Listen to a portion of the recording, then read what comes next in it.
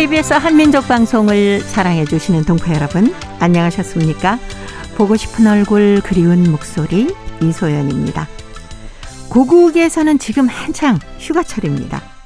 더위를 피해서 산으로 바다로 휴가를 떠나시는 분들이 참 많은데요. 그런데 이 동서양이 피서를 즐기는 방식도 좀 다르다고 합니다. 동양에서는 산이나 계곡을 더 좋아하고요. 또 서양에서는 바다나 섬에서 휴가를 즐기는 분들이 많다고 하는군요. 이 무더위라는 게 동서양을 가릴 리는 없지만 더위를 피하는 방법은 이렇게 조금씩 다릅니다. 하지만 산이면 어떻고 바다면 어떻습니까? 더위만 피할 수 있다면 그것이 바로 피서지가 아닐까 싶어요. 자, 오늘 첫 곡은 임영웅이 노래합니다. 무지개.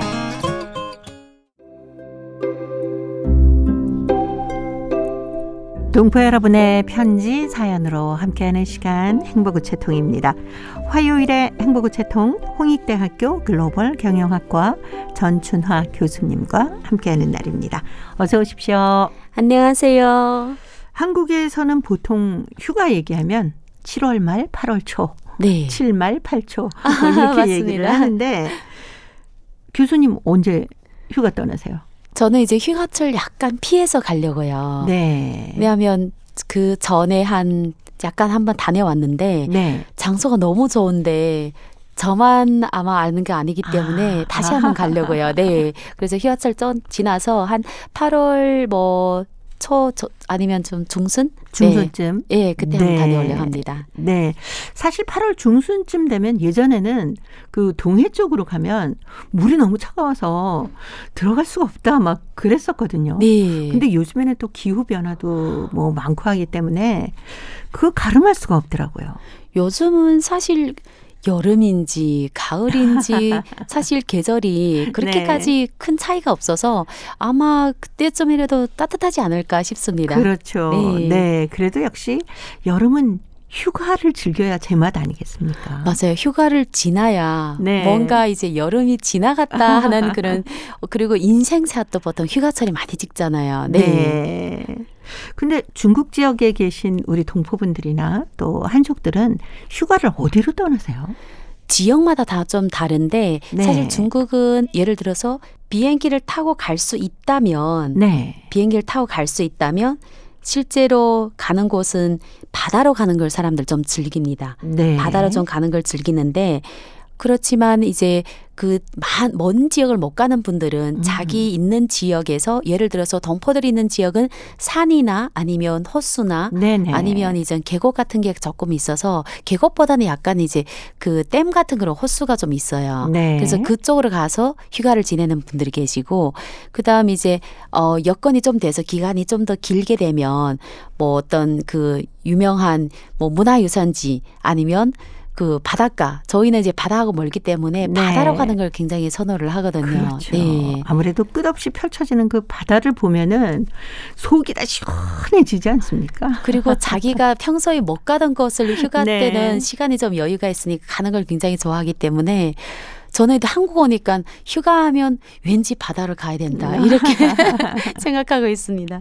네, 한국에 계신 우리 중국 동포들은 휴가를 일부러 만들어서 중국에 있는 가족을 보러 가거나 또 중국에 있는 가족들이 또 한국으로 와서 함께 즐기는 경우도 꽤 많은 것 같더라고요. 네, 맞아요. 특별히 이제 여름 휴가 같은 경우에는 아이가 조금 나이가 어리다 이러면 방학 기간이잖아요. 그렇죠. 그럼 보통 휴가철을 맞이해서 가족들이 모여서 모임을 가지거나 아니면 같이 어디 놀러 가거나 저는 이전에 우리 남동생 보니까 그 식구들 다 데리고 여기 한국 왔다가 제주도로 놀러 갔어요. 좋죠. 네. 그래서 휴가하면 동포들도 마찬가지 또 중국도 가시는 분들도 있어요. 네. 잠깐 가서 어떤 집안에 큰 행사를 하나 치르고 오거나 그렇게 하는 분들도 계셔서 아마 휴가철에는 굉장히 분비하지 않을까 싶습니다. 네. 저는 코로나 이전에 여름 휴가에 친구들과 함께 그 청도 있잖아요. 네. 여기서 또 가깝지 않습니까? 맞아요. 예. 근데 거기 가니까 좋던데요. 청도가 서울하고 위도가 비슷하니까 네. 날씨도 비슷하고 네. 또 청도 도시 자체가 이렇게 다 바다하고 연관 예. 이게 이어가지고 그냥 쉽게 한 10분, 20분 거리는 바다로 바로 나가기 나갈 수 때문에 있고. 너무 좋아요. 그리고 뭐 야시장이랑 음식 맛있는 게 많고요. 맞습니다. 굉장히 저는 그리고 즐거운 여름 휴가를 청도에는 청도에서 보냈습니다. 동포들도 많고 네. 한국 기업들도 많아서 아마 청도 가면 특별하게 통역이 없이도 부담스럽지 그러니까요. 않게 예, 다닐 수 있는 도시입니다. 네. 중국 동포 여러분께서도 올 여름에는 그래도 그동안 코로나 때문에 힘들었던 나나 가족을 위해서 좀 가까운 곳으로 휴가를 좀 떠나보셨으면 하는 생각도 듭니다. 아마 많이 어디로 가려고 노력을 하지 않을까 싶습니다. 네. 자, 이제 행복우체통 열어보겠습니다. 첫 번째 사연이 대한민국 경기도 용인에 살고 계시는 박숙자 씨가 보내오셨어요. 냉면 먹는 날이란 글인데요. 제가 먼저 소개하겠습니다. 주부가 매일 뭘 먹어야 할지를 생각하고 세끼 다른 음식을 하는 일이 간단하지만 않은 것 같다. 밥을 빼고 한 가지 음식을 해서 집 식구들이 다 맛있게 먹기란 그리 쉽지만은 않은 일이다. 그래도 무더운 여름 함께 좋아하는 음식이 딱 하나 있으니 집에서 내가 만든 냉면이다. 큰아들이 연변에 갔을 때 고모님이 연변에서 제일 맛있다는 진달래 냉면을 사주었는데 정말 맛있다고 먹었으면 얼마나 좋았으랴. 2사발이나 개눈 감추듯 먹어치우고는 이렇게 말을 했다고 한다. 맛있기는 맛있는데 우리 엄마가 만든 냉면보다 맛이 못해요. 시누이가 오빠 보고 물어보니까 남편도 집에서 한 냉면이 더 맛있다고 했단다. 아니 형님이 하는 냉면이 얼마나 맛있길래 이 집 남자들은 다 집에서 한 냉면이 맛있다고 하오. 이렇게 말하면 내가 하는 냉면이 얼마나 맛있는가고 오해를 할 수도 있는데 실상은 집 맛에 깃들여진 남자들의 행복한 투정이라고밖에 할 수 없다. 점심에 뭐 드시고 싶어요? 냉면. 평소 같으면 아무거나 다 좋아 라고 두루뭉술 대답하던 남편이 대뜸 냉면이라고 대답한다. 육수를 만들어서 빨리 식히려고 찬물에 불려놓은 국수 위에 뜨거운 육수 냄비를 올려놓았다. 집에 오이가 없어서 나는 그것을 그대로 두고 오이를 사러 재래시장에 갔는데 남편이 전화를 걸어왔다. 실수로 당신이 만든 육수를 버렸어. 어떻게 만드는지 알려줘. 그러면 내가 만들어 놓을게. 아이고 어느새 그걸 건드렸대요. 내가 가서 다시 만들게요. 남편이 옥상에서 내려와 보니 냄비에 구정물 같은 것이 있어서 제 딴에는 설거지한다고 쏟아버렸단다. 쏟고 나서 헹구려고 하니까 그 밑에 국수가 보이더란다. 그제야 아차 이게 육수였구나 하고 머리를 쳤다고 한다. 이런 걸 보고 너무 부지런한 것도 탈이라고 해야 할까 보다. 잘 하느라고 하다가 사고 친 걸 뭐라고 할 수도 없고 해서 다시 육수를 만들었다. 내가 만든 육수가 유달리 더 맛있다면서 남편은 점심에 냉면 한 그릇을 거뜬히 비웠다. 라는 글입니다. 아니 사실 여름에 이 냉면 육수 만드는 일이 쉽지만은 않잖아요. 그렇죠. 냉면 네. 하면 육수가 제일 그냥. 중요하잖아요. 네. 근데 부지런하기도 참 부지런합니다. 설거지 해놓으려고 도와주려고 그러니까요. 하신 일인데 뭐라고 할 수도 없고. 그래서 사실 육수를 버리면 다시 네. 만들기 굉장히 귀찮은데 네. 또 그 행동이 그 생각을 생각하면 어떻게 보면 또 욕할 수도 없고. 그렇죠. 이럴 때는 그냥 그 냉면 국수가 있으면 비빔냉면으로. 그것도 좋은 방법입니다. 근데 또 물냉을 좋아하신 분들은 맞아요. 그 육수 맛 육수 맛 때문에. 예, 냉면 먹기 때문에 특별히 여름 때는 비냉보다는 물냉이 제일 그렇죠, 최고잖아요. 그렇죠. 그 냉면집에 가서 시킬 때마다 막 고민하지 않습니까? 물냉 먹을까 비냉 먹을까? 그때 둘 다 물냉 먹고 싶은데 꼭 한 사람 너는 비냉 먹어. 맞아. 조금 뺏어 먹게. 네. 이렇게 되는데요. 근데 그 연면의 진달래 냉면 맛이 어떤가요? 저는 아직 못 먹어봤거든요. 진달래 냉면집 있고 또 뭐 부다러라는 냉면집이 있는데 저도 연길에서 있는지는 어릴 때 있는 게 아니라 대학교 때 들어갔잖아요. 네. 정말 냉면집 가서 너무 놀란 게 냉면만 파는데 정말 사람들이 많습니다. 네. 그냥 그리고 이제 그 서빙하는 분도 그 냉면이 쉬운 게 아니거든요. 여러 개를 들고 막 뛰어다니고 있어요. 그리고 확실히 다른 사람 다 맛있다 하니까 저도 먹었을 때 정말 큰 대야 같은 데다 나오는데 한 그릇은 뚝딱. 네. 그리고 저희가 대학교 다닐 때는 저한테는 저렴한 비용 아니었어요. 네. 한 3,000원 정도 됐는가요? 중국 돈으로 거의 한 15위엔. 네. 그래서 저희는 되게 비싸게 느꼈거든요. 근데 항상 여름 때 뭐 겨울도 마찬가지로 항상 사람이 많았던 것 같아요. 네.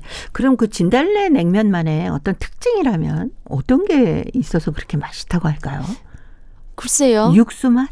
육수도 육수지만 그 네. 냉면 자체가 메밀로 만들었나요? 네네. 네, 메밀로 만들었고, 위에 있는 소고기, 그리고 위에 있는 토핑하는 그것들이. 네, 오이 같은 것도 넣고. 그런 것, 네. 오이 아니라, 오이도 있었지만, 양배추 있잖아요. 네. 그거를 잘 버무려서 올려놨던 것 같아요. 양배추를요. 네. 그리고 사실 저는 분위기 때문에 더 많이 먹은 것 같아요.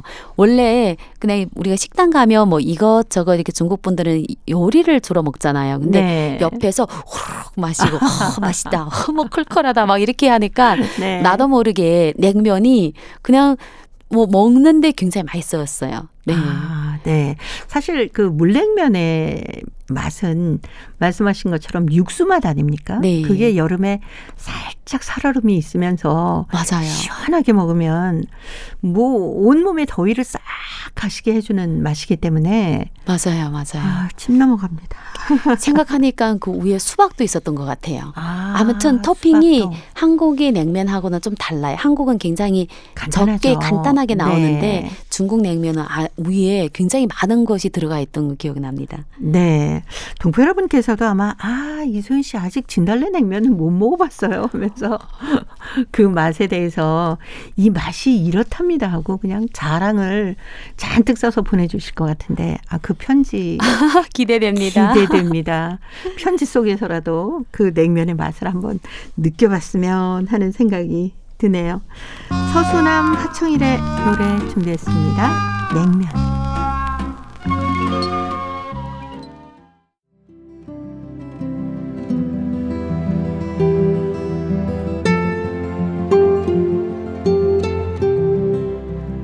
동포 여러분의 따뜻한 사연으로 아름다운 추억을 만들어 드립니다.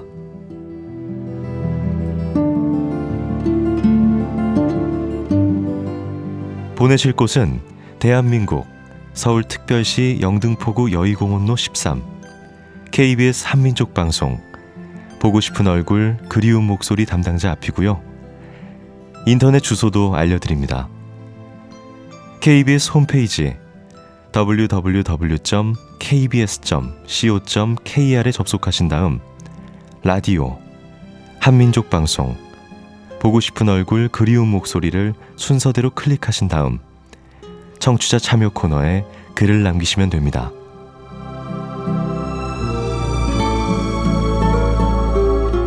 정다운 이야기와 아름다운 음악이 있는 보고 싶은 얼굴 그리운 목소리, 동포 여러분과 늘 함께하겠습니다. 화요일의 행복우체통 홍익대학교 글로벌 경영학과 전춘화 교수님과 함께하고 있습니다.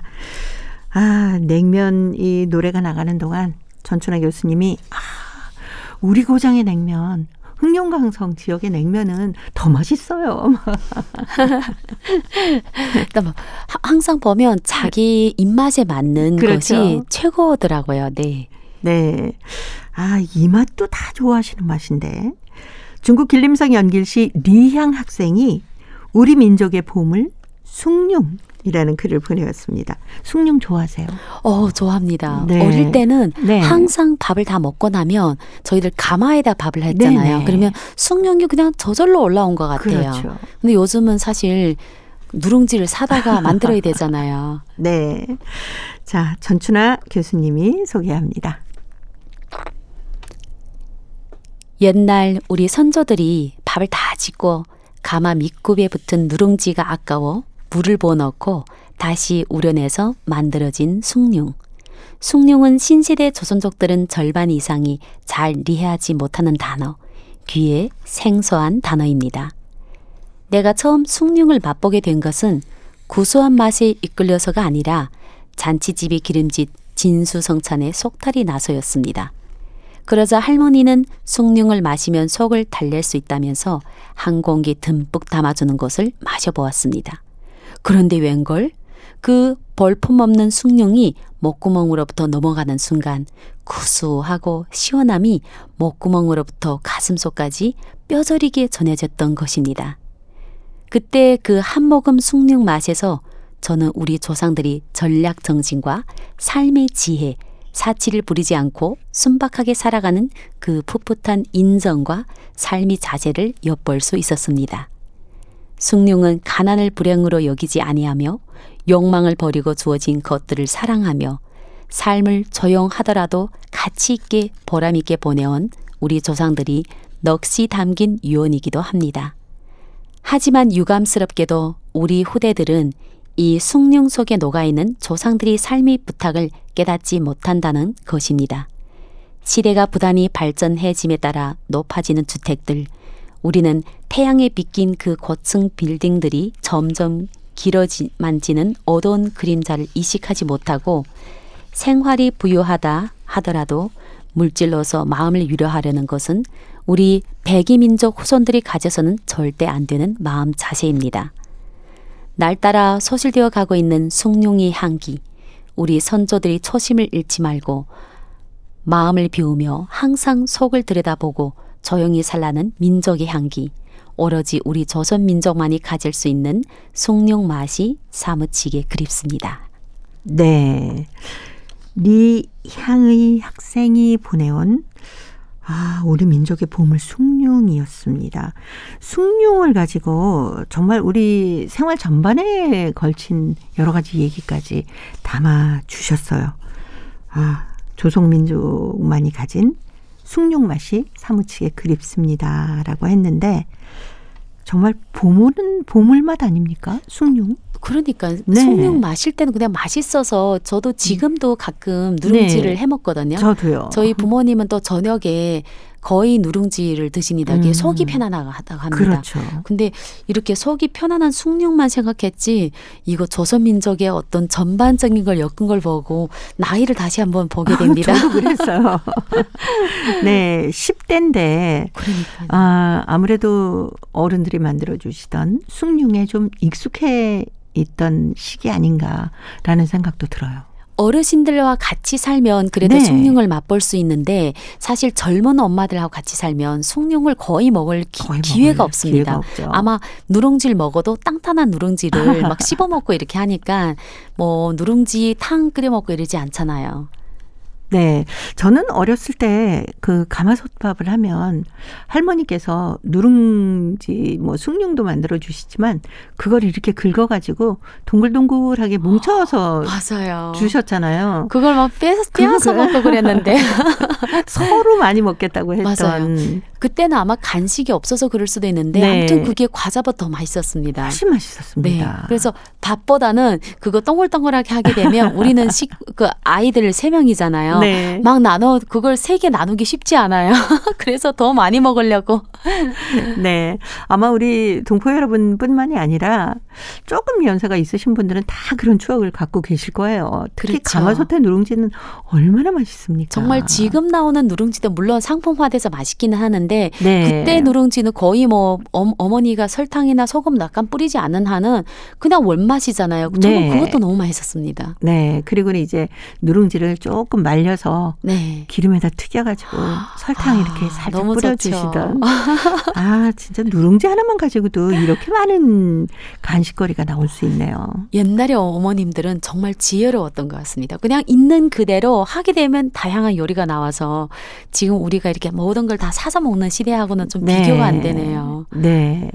그리고 또 아버지 어머니께서 저녁에는 누룽지를 즐겨 드셨다고 하지 않습니까? 네. 그게 푹 끓이고 나면은 알파화, 베타화 이렇게 변하면서요. 오. 굉장히 몸에도 소화도 잘 되고 네. 좋다고 하네요. 누룽지가. 저는 이제 부모님 전에 할머니께서 누룽지를 즐겼거든요. 그러니까 어머니가 누룽지 즐기니까 나 연세가 들면 뭐 누룽지 물에 밥을 말아 먹는 거하고 맛이 틀려요. 완전 다르죠. 틀리기 때문에 네. 훨씬 구수하지 않습니까? 자주 하고 이전에는 제가 이제 혼자 살 때는 가끔 어머니가 이제 누룽지를 만들었다가 이제 주곤 했거든요. 그거를 이제 물에 타먹고 사서 먹는 것보다 훨씬 맛있었습니다. 네. 근데 우리 편지를 보내온 리향이 학생의 얘기대로 요즘에는 거의 전기밥솥에서 밥을 하기 때문에 뭐 누룽지든커녕 숭늉을 만들어서 먹는 경우가 없잖아요. 제가 코로나 잘 모를 수도 있어요. 제가 사실. 코로나 기간에 숭늉 그 누룽지를 한번 만들어 보겠다고 기계를 하나 샀어요. 사가지고 그냥 생밥을 했는데 그게 쉽지 않더라고요. 물론 만들어지긴 하는데 정말 그 일부러 밥을 지어가지고 누룽지를 만드니까 이게 철에다 만들기 때문에 그때 가마솥에 만든 그 맛이 안 나는 거예요. 네. 지금 생각해보면 우리 옛날 조상들이 참 지혜로우셨죠. 지혜롭고 요즘은 제가 참숯 가마에 가서 찜질하거든요. 네네. 생각해보니까 우리 이전에 불 때는 자체 거기에서 나오는 그럼요. 게 그냥 참숯 가마. 요즘은 돈을 내고 가서 찜질복 입고 앉아 있어요. 근데 그렇게 이제 그 참숯 피우면서 가마솥에 밥을 하고 또 음식을 만드는 과정에서 여자분들이 계속 그 참숯에 기운을 쐬지 않습니까? 맞습니다. 그래서 여자분들이 굉장히 건강한 그렇죠. 거라고 이전에 하더라고요. 그 상황 보면 사실 할 일도 많고 하루 종일 계속 쉬지 않고 일했잖아요. 그럼에도 불구하고 장수도 하고 뭐 큰 병이 없은 걸 보면 그때 당시 생활 방식이 훨씬 더 건강했던 것 같습니다. 그 숭늉도 한 중요한 역할을 했고요. 그렇죠. 그리고 또 숭늉을 만들어 먹으면 밥 한 톨까지 다 먹게 되는. 맞아요. 그 외에 우리의 음식을 소중하게 생각하는 마음까지도 배우는 거 아닙니까? 제 기억에 그냥 밥을 먹고 이 밥이 사실 설거지가 좀 어렵잖아요. 숭늉을 딱 넣고 하게 되면 정말 깨끗하게 비어서 그런데 지혜로운 게 있네요. 네. 이런 숭늉 문화, 누룽지 문화 정말 끊어지지 않게 잘 이어갔으면 하는 바람이 듭니다. 여행 스케치가 노래하는 집밥 들으면서 홍익대 글로벌 경영학과 전춘아 교수님과는 다음 주에 또 뵙도록 하겠습니다. 고맙습니다. 감사합니다.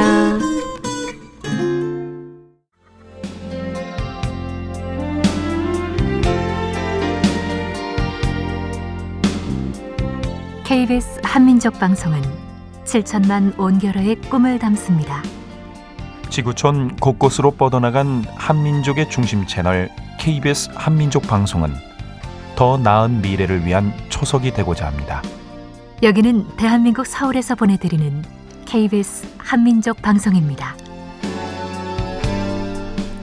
KBS 한민족 방송 보고 싶은 얼굴 그리운 목소리 듣고 계십니다. 자, 이제 동포통신원들과 전화를 연결해서 여러분 계신 곳에 새로운 소식을 듣겠습니다.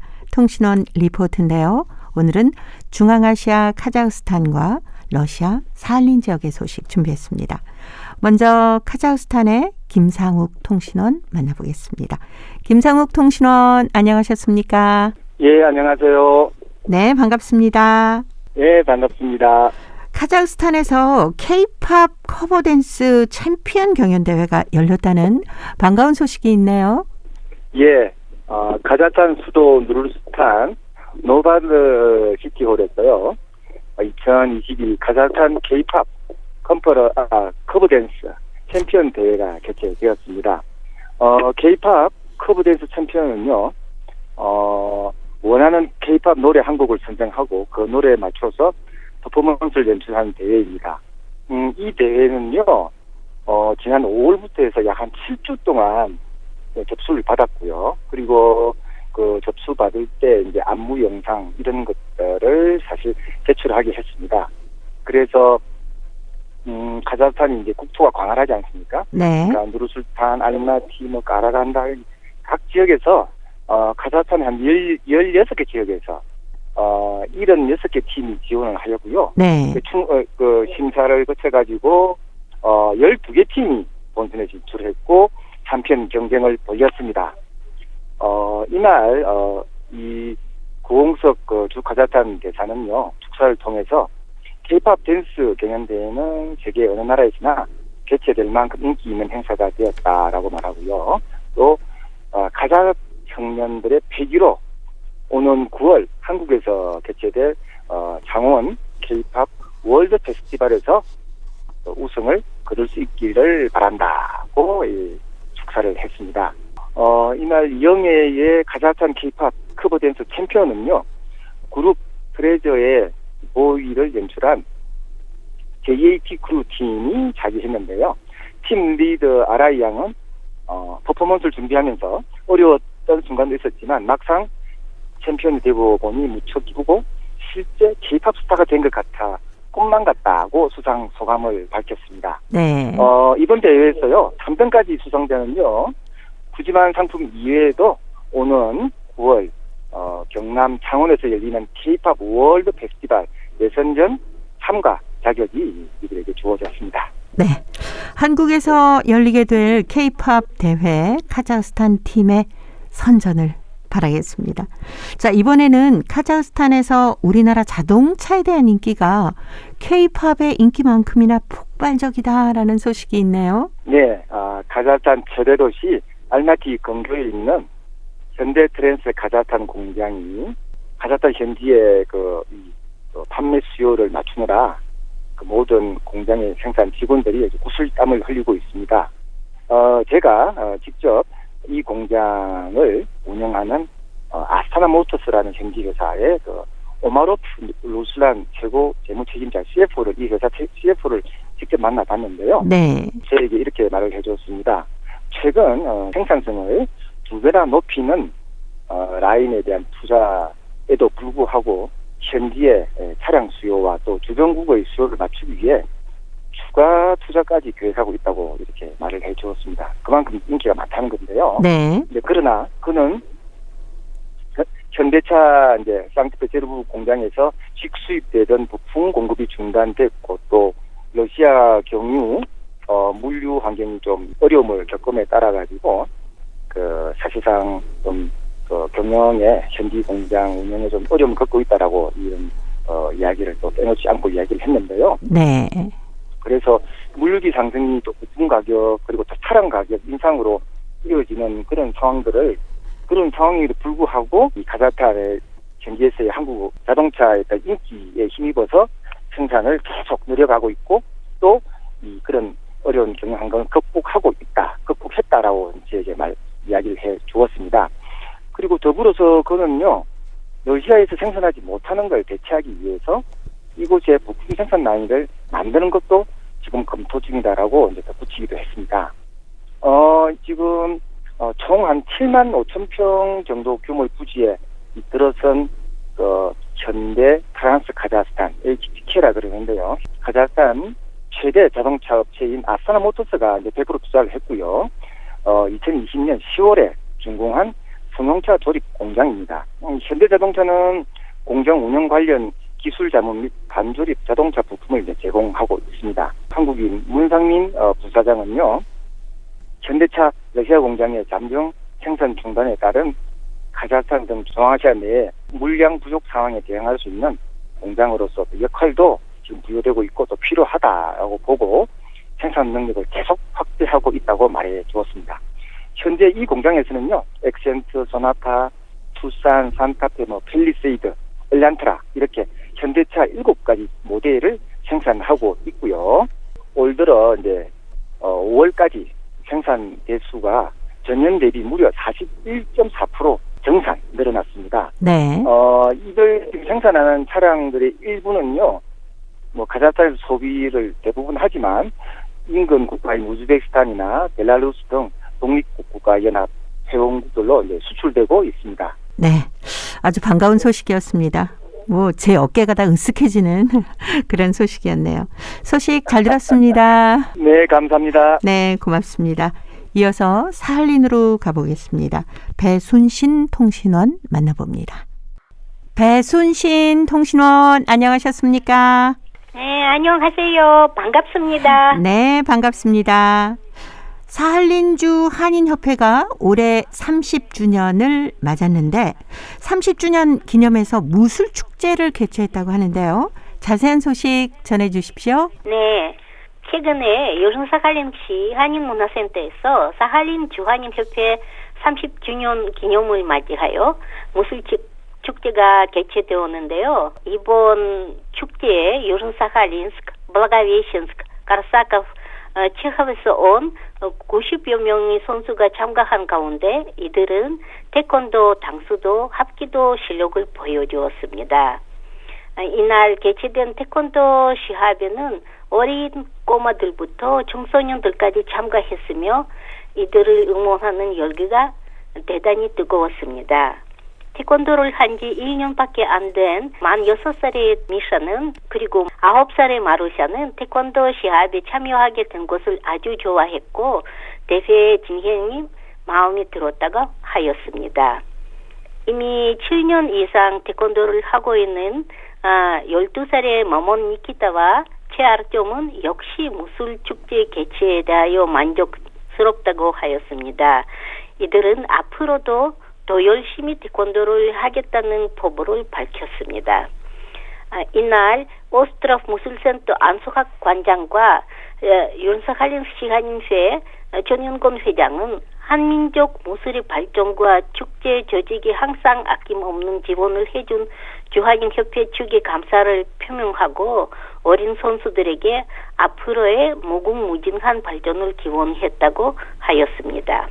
박순옥 주한인협회 회장은 이날 대회에 참가한 모든 선수들에게 건강과 성장, 행운을 바라며 진심으로 그들을 축하했습니다. 네, 오늘 사할린 소식 여기까지 듣겠습니다. 배순신 통신원이었습니다. 소식 잘 들었습니다. 네, 감사합니다. 네, 고맙습니다. 최근에 유즈노 사할린스크시 한인문화센터에서 사할린주 한인협회 30주년을 기념해서 무술축제가 열렸다고 합니다. 90여 명의 선수가 참가한 가운데 태권도, 당수도, 합기도의 실력을 뽐냈다고 하는데요. 이날 특히 태권도 시합에는 어린 꼬마들로부터 청소년들까지 참가하며 응원하는 열기까지도 뜨거웠다고 합니다. 이제 태권도의 열기가 사할린도 아주 뜨겁게 달구고 있다는 반가운 소식이었습니다. 자, 이제 퀴즈를 통해서 대한민국의 역사와 문화까지 배울 수 있는 퀴즈 한마당 이어드립니다. 동포 여러분과 퀴즈로 하나 되는 시간 퀴즈 한마당. 아이고 강아지 이게 얼마만이노. 작년 여름방학 때 오고 처음 온 거예요. 그놈의 코로나가 뭐라고 1년씩이나 몸 보고 사나. 할머니 나 보고 싶었었어? 아모 우리 강아지. 아유 1년 만에 키가 엄청 실이 컸네. 조금만 더 크면 할머니만 해줘. 할미보단 커야지. 오니라 힘들었는데 퍼뜩 여안 그래. 응? 바닥에? 아모 이게 그냥 바닥이 아니라 이거 깔아놓은 기다. 그냥 소파에 앉으면 안 돼. 와 이게 불편하나? 그런 게 아니라 더워서. 그 소파보다 여가 훨씬 시원타. 정말? 아모 여기 앉아봐라. 여기 앉아서 시원한 수박 한쪽 먹으면 더위가 싹 가신다 아이가. 정말이네. 왜 이렇게 시원하지? 뭐랬나? 할머니 여기 밑에다가 선풍기 틀어놓은 거 아니야? 바닥에다 어케 선풍기를 트나. 강화도 이거라 시원한 기라. 아 할머니 집에 오니까 시원하고 좋다.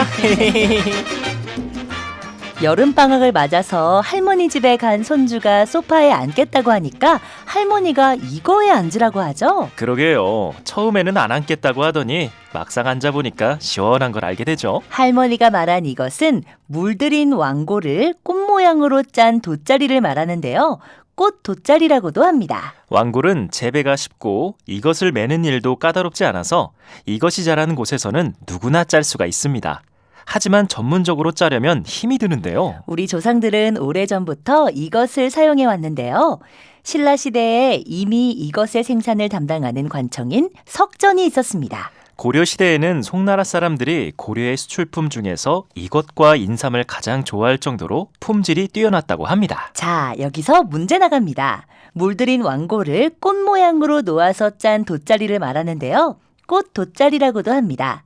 특히 강화도에서 만든 것이 유명합니다. 이것은 무엇일까요? 자, 보기 드립니다. 1번 화문석, 2번 화강암, 3번 석굴암. 정답을 보내주신 분 가운데 일주일에 한 분 추첨해서 소정의 상금이나 상품을 보내드립니다. 퀴즈 한마당, 지금까지 성우 유선일, 한희정이었습니다.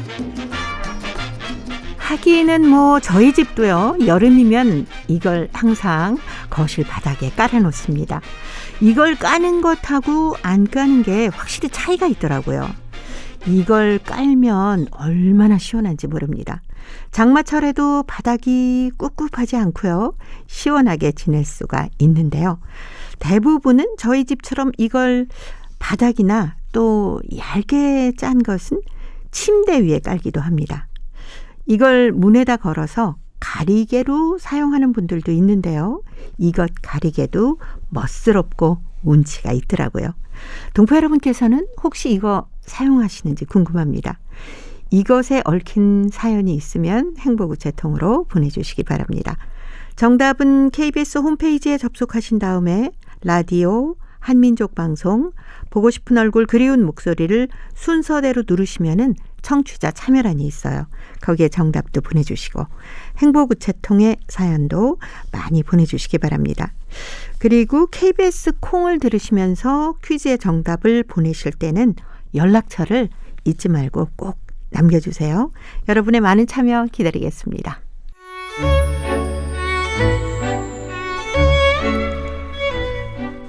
고려인의 역사를 재조명하고 그들의 삶의 애환을 살펴보는 시간입니다. 고려인 이야기. 사단법인 고려인 마을 역사유물전시관 김병학 관장님을 전화로 만나보도록 하겠습니다. 관장님 안녕하셨습니까? 네, 안녕하십니까? 네, 저희가 지금 그 한진 작가에 관한 이야기를 쭉 나누고 있습니다. 제소 고려인 2세대 한글 문학 작가이자 고려극장의 프로 작가라고는 뭐 거의 유일하고 최고였다라고 말씀드릴 수 있는 한진 작가. 누구보다도 우리 글과 우리 문학에 대한 애정이 참 남달랐던 것 같아요. 고려인들이 세대가 내려가면서 모국어를 잊어가고 한글 문학이 사라져가는 걸 누구보다도 가슴 아파하고 안타까워했습니다. 그래서 그분이 카자흐스탄 작가동맹 고려인 분과위원장을 맡으면서 고려인 한글 문학 단행본을 5권이나 이렇게 낸 적이 있는데 내면서 네. 그 작품집 머리말에도 늘 그런 이야기를 언급을 합니다. 고려인이 한글 문학이 사라진다고 생각을 해보자. 이것도 이분이 마지막에 펴낸 오늘의 빛이라는 그 한글 문학 단행본에도 이분 서문이 나와 있는데 네. 그 일부를 읽어가고도 이런 이야기했습니다. 아직은 우리에게 우리 신문, 우리 극장, 우리 문학이 있다. 지금 어떤 사람들은 그것을 대수롭지 않은 것으로 생각할 수 있지만 만일의 경우를 생각해보자. 그것이 다 없어졌다고 생각해보자. 얼마나 비참한 일이겠는가. 네. 우리 선배들은 신문을 만들고 극장을 창립하고 작가들을 양성하기 위해서 정말 목숨을 내걸고 일을 했다. 무엇으로 그들의 노력에 대답을 하겠는가. 우리 마을이 없어지면 문학도 극장도 신문도 다 없어질 것이다. 그냥 가만히 있다가는 오래지 않아서 글을 쓸 사람은 그냥 읽을 사람도 없어질 것이다. 네. 연극을 할 사람은 물론 연극을 구경할 사람도 없어질 것이다. 어떻게 하면 되겠는가. 늘 이렇듯이 우리 한글 문학이 사라질 것에 대한 그런 어떤 애절한 마음, 네. 그게 늘 이렇게 표현되어 있습니다. 그래서 그분은 평생을 우리 한글 문학이 어떻게든 중앙아시아 고려인들 사이에서 살아남아서 발전되기를 끊임없이 이렇게 바랬던 그런 작가였죠. 네. 정말 우리에게 아직 신문, 극장, 문학이 있다라는 표현은 모국어를 잃어버려서는 안 된다라는 것을 이제 얘기하고 있는 거 아닐까요? 그렇죠. 이게 제가 또 다른 예를 하나 들자면요. 네. 그분은 이제 이것은 사실은 그분의 육필 원고로만 남아있고 아직 지금 확인이 안 되는데 이분이 고려일보, 그러니까 지금 고려인들의 모국어 신문 내년이면은 100주년, 창간 100주년이 되는 이 신문이 네. 그 전에 명칭이 레닌기치였는데 1991년 1월 1일에 고려일보로 이렇게 제호를 바꿨죠. 고려일보로 제호를 바꿀 때 거기에 이 모국어에 대해서 한진 작가 쓴 단상이 있습니다. 그런데 고려일보로 제호가 바뀐 처도 신문이 유실되었고 찾을 수 없어서 네. 이 한진 작가의 글이 실렸는지 안 실렸는지는 확인을 못하고 있습니다만은 이분이 그 원고지에 남겨놓은 글이 있습니다. 그 신문에 실으려고. 네네. 거기에 그 긴 문장 속에도 이런 말들이 있습니다.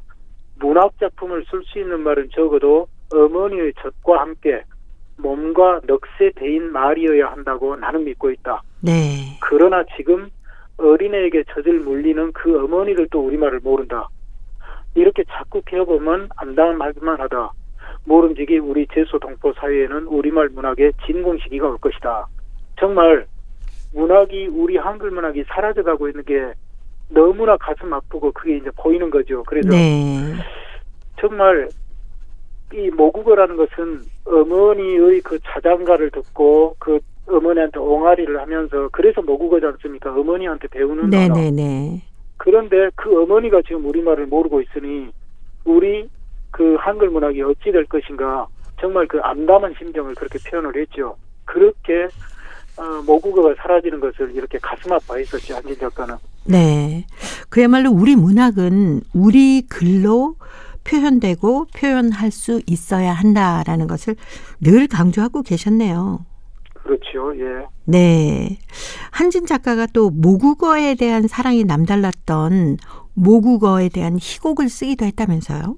희곡이 아니고 그분이 쓴 그 소설 작품에 조금 이제 와전된 것 같은데요. 그분이 쓴 이제 생애 마지막 그분 생애 그러니까 1990년에 그고장 이름은이라고 하는 그 중편 소설을 썼습니다. 네. 근데 이 소설 작품이 정말 우리가 철학적으로 생각해봐야 될 그 모국어에 대한 문제입니다. 그 이제 소설 작품은 어떻게 전개가 되냐면 강제 이주를 당한 그 어머니, 그러니까 그 어머니는 연해주에서 태어나서 모국어로 교육을 받고 자랐기 때문에 모국어를 능숙하게 구사하지만은 또 러시아 교육도 받아서 러시아어도 구사할 줄 압니다. 그런데 강제 이주 돼가지고 나중에 거기서 태어난 딸에게는 이제 중앙아시아에서 모국어를 쓸 일이 없어졌기 때문에 완전 러시아식 교육만 시켜가지고 그 딸은 모국어는 전혀 모르고 러시아어를 모국어로 이렇게 삼고 살았죠. 그래서 네. 딸과 어머니는 러시아어로만 의사소통을 했는데 어느 날 그 어머니가 갑자기 그 아파서 이렇게 임종에 직면했는데 그 임종에 직면한 며칠간은 러시아어를 그분이 잊어버렸는지 모국어로만 이야기를 합니다. 네. 그런데 그 딸은 우리말은 모르고 러시아어만 알기 때문에 그 둘 사이에 모녀지간에 의사소통이 되지 않고 예예. 그런 과정에서 이 모국어가 얼마나 중요한 것인지 그리고 왜 우리가 모국어를 배워야 되고 중앙아시아 고려인들은 이 강제주의로 인해서 모국어를 잊어버리는 어떤 운명에 처했는지 이런 것들을 아주 다각적으로 종합적으로 복합적으로 이렇게 모국어에 대해서 분석해주고 있는 그런 작품입니다. 근데 한진 작가가 남긴 희곡 중에 고려인 마을 기록물로 등재된 작품도 있다면서요? 이것은 이제 고려인 마을, 이것은 국가 지정 기록물입니다. 네. 이게 국가 지정 기록물이 무엇이냐면 지금 우리나라에서 근현대사 기록물 중에서 국가적으로 보존 가치가 있다고 판단되는 자료들을 국가에서 국가 지정 기록물로 등재를 해서 그 기록물의 체계적인 보존을 지원하고 또 그것을 널리 이렇게 그 작품을 이렇게 알려주는 그런 역할을 우리나라에서 국가에서 하고 있는데 네. 1호로 국가 지정 기록물 1호로 등재된 게 유진호의 재헌헌법 초고입니다. 그리고 3호가 이승만 대통령 기록물이고 네. 제4호는 조선말 큰사전 편찬 원고입니다. 또 제12호 같은 경우는 3.1 독립운동 선언서류 48점입니다. 그런데 지금 우리가 소장하고 있는 고려인 모국어 문화예술 기록물 23권이 2020년 1월에 국가 지정 기록물 13호로 등재됐습니다. 아, 네. 그런데 그 23권 중에서 21권은 육필 원고고 2권은 고려극장 90년사를 보여주는 사진첩인데 네. 육필 원고 21권 중에서 한진 작가의 희곡 작품 8권과 소설 작품 1권, 9권이 국가 지정 기록물로 등재가 돼 있습니다. 네. 한진 작가의 그 작품이 가장 많이 등재가 돼 있는 것이지요. 네네. 그만큼 우리나라 정부에서 네네. 정부가 국가적 차원에서 고려인들이 모국어로 남긴 기록물의 가치를 국가적 차원에서 인정했다는 데에서 대단히 큰 의의와 가치가 있는 것이죠. 네. 뭐 21권 중에서 네. 그 중에서 한진 작가의 작품이 9점이나 된다는 거는 그만큼 큰 의미를 갖는 거네요. 그렇죠. 왜 그러냐면요. 네. 국가 지정 기록물 그 심사 과정이 굉장히 여러 번 전문가 심사를 거치고 평가를 하고 이렇게 되거든요. 그런데 한진 작가의 그 작품들은 작품성이나 사회성, 그리고 지금 우리나라에서도 우리나라 사회에서도 이렇게 평가할 수 있는 그런 훌륭한 그 특이점들이 있기 때문에 국가 지정 기록물로 등재됐거든요. 예를 들어서 한진 작가가 쓴 그 1989년에 쓴 공포라는 중편 소설은 고려인 강제이주 사건을 처음으로 고발한 작품입니다. 그런데 네. 고발만 했을 뿐이 아니고 이 작품성이 정말 뛰어난, 그래서 강제이주 과정과 강제이주 이후 1, 2년간의 그 지식인들이 어느 날 이렇게 소련 내무부에 붙들려갈지 모르는 그런 그 공포스러운 순간을 정말 미학적으로 세련되게 이렇게 잘 쓴 작품이거든요. 그리고 그 외에 다른 작품들도 전부 이렇게 고려인 사회나 또는 우리나라 역사에도 정말 어떤 중요한 시사점을 주는 그런 작품들을 남겼기 때문에 그게 네. 평가를 받아서 국가 지정 기록물로 등재가 됐죠. 네. 자, 오늘 그 한진 작가의 많은 작품 중에 국가 지정 기록물로 등재된 것이 9편이나 있다는 얘기 아주 의미 있게 들었습니다. 고려인 이야기, 오늘은 한진 작가의 업적과 작품 세계에 대해서 살펴봤습니다. 오늘도 사단법인 고려인 마을 역사인물 전시관의 김병학 관장님이었습니다. 다음 주에 또 뵙겠습니다. 네, 감사합니다. 네, 고맙습니다. 조항조가 불러주는 사랑 찾아 인생 찾아 들으면서 저도 인사드립니다. 함께해 주신 동포 여러분 고맙습니다.